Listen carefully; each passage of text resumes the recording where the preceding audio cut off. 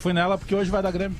Boa, Bagé. Ah, meu, aí teu. Não, deixa o Bagé. Vamos fazer uma coisa. Bagé, tu tá certo. Meu dia. Ele tá certo. Rosa Negra. É isso aí, Bagé. Vai dar. Adams, tu quer que eu diga o quê? Que vai dar o outro. Mas é dinheiro, Bagé. Você tá falando da KTO agora. Depois tu fala do coração. Não, mas é que tá, eu não tô indo pelo coração.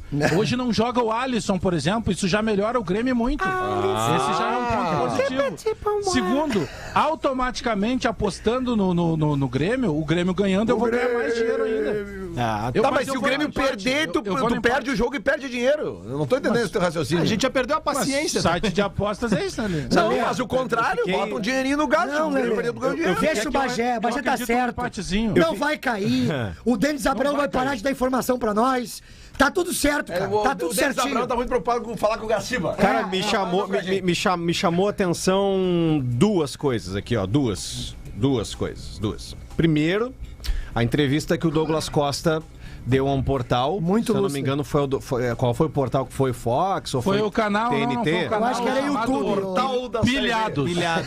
Canal chamado Canal de YouTube. Dizendo que um time não se faz só com superávit. Uia! Não, ele espetou. E agora, recentemente, pro Rica Perrone, o Léo Moura falando sobre as questões que envolviam o Renato. Que o Renato dizia brincando nos bastidores, olha, a hora que eu sair daqui vai desandar e tal.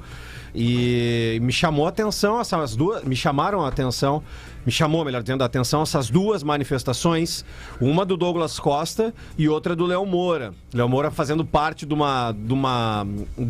um plantel campeão, né, de um plantel com êxitos, com faixas, com taças, e o Douglas Costa vivendo agora esse inferno, né, que é a realidade do Grêmio. Mas não é novidade, né, Pedro? Mas a gente fala há muito tempo. Vocês lembram até que o presidente Romildo e eu acho que teve um momento que o próprio Carlos Amodeu, o CEO, eles reclamavam como se a imprensa estivesse dizendo que não é bom ter superávit. E nunca foi dito isso. O que era dito é o seguinte: ter superávit e não contratar, não adianta nada. Contratar mal, era isso que as pessoas falavam. Ou contratar mal, né? Gastar errado. O que tá falando Douglas Costa é justamente isso. Cara, não adianta comemorar superávit se a gente não faz um time bom. Ele tá sendo super realista. No caso do Léo Moura, a gente vivia dizendo aqui, o Renato, ele não estava tirando mais nada do Grêmio. Só que o Renato, pelo poder que ele tem no Grêmio, ele cuidava de tudo. Lembram das entrevistas que o Renato disse um dia, ó, a partir de agora o departamento médico quem fala sou eu, o médico não vai falar mais. Onde se viu isso? Ele tinha esse tamanho. Só que quando saiu o Renato, se mostrou que no Grêmio tem administradores, os caras que sabem ganhar dinheiro, mas caras que não manjam de futebol. Isso a gente também falava. Claro que tem um peso diferente quando chegam os jogadores. E dizem, né? Porque daí não tem como desmentir. Mas é o que mais me chamou a atenção a entrevista do Douglas Costa foi ele falando que ia permanecer no Grêmio independentemente. Ele tem contrato, né? Tem contrato. Gil, numa boa. Vamos falar com a cabeça do Douglas Costa, tá? Ele não tem pra onde correr. Ele mesmo disse isso. Ele não tem pra onde correr, velho, porque ele veio numa... Vamos voltar um pouco no tempo, tá? Há 3 anos, 4 já quase, o Douglas Costa teve aqui no Bola. E foi aqui que ele deu a declaração que repercutiu. Até 2021 eu quero voltar pro Grêmio. Ou seja, tá, beleza, ele teve uma série de lesões e tal, mas lá atrás ele já mostrava um indicativo de gremismo, de grandeza com o torcedor. Ele volta, ele sabe que ele tá fazendo uma temporada muito abaixo do que se esperava, apesar de ele ser um dos melhores do plantel nesse momento. É uma realidade. É a gente tem que dar o braço a torcer. É o diferente. Ele é o diferente. E não, ele é o cara que tu pode esperar alguma coisa dele. Tu pode esperar alguma coisa dele. Claro. E aí tu fica pensando com a cabeça do Douglas Costa, que hoje é um cara milionário, com caixa alta mesmo, tá no clube do coração. O cara tem uma questão de hombridade, velho. Tá, beleza, dá um batom murcho. Não, eu vou ficar aqui, vou ajudar a reconstruir essa parada. É isso que o torcedor, pelo menos, está esperando dele. E, pelo que entendemos, é isso que ele fará se assim se confirmar um rebaixamento do Grêmio. O Léo Moura, ele fala pro Rica Perrone, não sei se vocês puderam conferir essa entrevista, falando até nessa questão de contratações, né? Dizendo, aí contrata errado, aí contrata jogador que não tem o tamanho para vestir a camisa do Grêmio. E ele fala de Borja, fala de Vilha Sante. Isso, cara... Pro Grêmio estar inserido nesse contexto todo, tendo tudo em dia, tendo tudo certo, tendo, né, superávit, tendo salário em dia, pro Grêmio estar nessa situação, realmente não é que agora eu tenha que acreditar, mas eu começo a dar o braço a torcer que, de fato, problema é a montagem de um time. Tá, mas Pedro... aí o Grêmio tá nisso por causa do time, dos 11 ideais. Isso também. Tá certo? Só que tem um detalhe, é importante o que diz o Léo Moura e vai ao encontro daquilo que várias vezes nós comentamos. Mas nós não podemos deixar de lembrar que grande parte dos que estão aí foram trazidos na gestão do Renato, indicados e bancados pelo Renato. Isso. Então, o Renato faz falta enquanto conhecedor de futebol e comandante do clube, não tenho dúvida que faz. Agora que é uma vergonha. Um time do tamanho do. Um time e um clube do tamanho do Grêmio. Com todas ficou aquela garba e elegância de que o Grêmio era tudo que poderia ser de melhor nessa gestão do presidente Romildo. Fica muito claro que faltou conhecimento de futebol. E que o conhecimento de futebol que existia, parte era do Renato? Beleza, parte era do Renato. Só que muitas das dragas que estão aí no Grêmio, elas também vieram na gestão do Renato.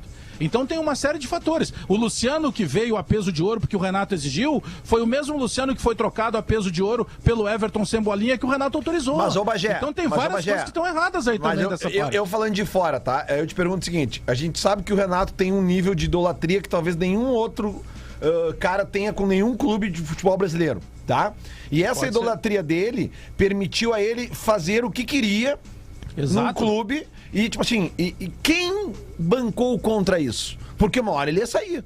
Mas é que era muito cômodo, era muito cômodo, cara. E outra, claro. O Bagé também pode recuperar uma gerente, coisa. Né, o Adams? Sim, Bagé, mas tu te lembra também que tinha uma outra parte, que a gente pouco tem lembrado, que o Renato e o Romildo estavam de mãos dadas, falando, a gente só sai no final da administração Romildo Bolzan. Então, assim, pro Romildo era muito cômodo ter a figura do Renato, porque o plano era o seguinte, velho, na última temporada eu vou concorrer a governador, a casa tá cuidada, o clube tá ajeitado, o Grêmio joga Libertadores todo ano, e eu preciso dizer pra torcida do Grêmio, caso se confirme o rebaixamento, gurizada, no mínimo 3 anos aí, sim, a não ser que a Thalie via a Copa do Brasil, mas no caminho tradicional ali de G5 de brasileiro, vai levar um tempo, cara. Então esse é o tamanho do prejuízo de entregar a chave pra alguém. Pô, Adams, tô criticando? Não, eu tô criticando a maneira que foi feita. Essa é a maneira errada mas de fazer. Acontecia... E vai ser a primeira vez, Pedro, que vai cair um clube simplesmente por má gestão. Sabe, não é só por mau futebol, assim, por um mau elenco. Tá tudo em dia, tá pago, a galera é sócia, tá lá acompanhando. Tá falando má gestão de vestiário. Má gestão de vestiário, má gestão de comunicação com a torcida, má gestão de marketing, má gestão até sabe, interna de pessoas daqui a pouco. Eu fico preocupado com uma situação e eu espero que não ocorra nada, porque se tem o superávit, né, dá pra manter. É que não ocorram demissões de funcionários do dia a dia do clube, né? Porque sempre estoura na corda mais fraca. Né? Mas o que acontecia... Tem que tirar e limpar esse vestiário aí, cara. Tem um monte de cacareco, velho. Mas o que acontecia com o Grêmio e o Renato era uma coisa que só acontecia com o Grêmio e com o Renato, na questão contratual. Não onerava pra nenhuma das partes. O Renato, a hora que quisesse sair, saía, sem deixar nenhuma grana, e o Grêmio, quando precisasse ou quisesse demitir, demitiria, sem ter que depositar para o Renato nenhuma rescisão. Isso é algo único no futebol. Não sei se existe isso no futebol. Entre Grêmio e Renato, isso é único, isso é faz parte dessa relação construída por um cara que é o maior ídolo do clube. Isso, aí... Mas é que eu quero chegar. Desculpa te interromper. Não tem problema. Mas é que é isso que eu quero chegar, cara. Eu acho que esse episódio do Renato, e a gente muito brincou com isso. Eu e o Potter, a gente brincava direto com isso aqui, cara. Mas o dia que sair, E chegou o dia que saiu. E a gente tá vendo que, mesmo que a gente brincasse na época, é uma verdade que tu não pode entregar a chave do teu clube pra nenhum ídolo, por maior que ele seja. E já fica o aviso pro Internacional agora, porque a gente muito tá falando que o D'Alessandro vai vir pra cá pra ser um dirigente e tal. Cara, o que tá acontecendo com o Grêmio hoje, se acontecer com o Inter ali na frente, é burrice. Porque o exemplo tá aqui do lado. E isso eu já tinha falado lá em 2015, quando o Inter começou a afundar, porque o Inter, né, com todo o orçamento, tinha 300... O Grêmio, quando caiu em 91, em 2004, não tinha 300 milhões de orçamento anual. Era bem menor o faturamento do futebol. O Grêmio tava quebrado. O Inter conseguiu cair com 350 milhões de faturamento, entendeu? O Grêmio tava, em 2004, o Grêmio tava quebrado da ISL, né? Só refazer uma colocação, porque refazer não, botar uma vírgula.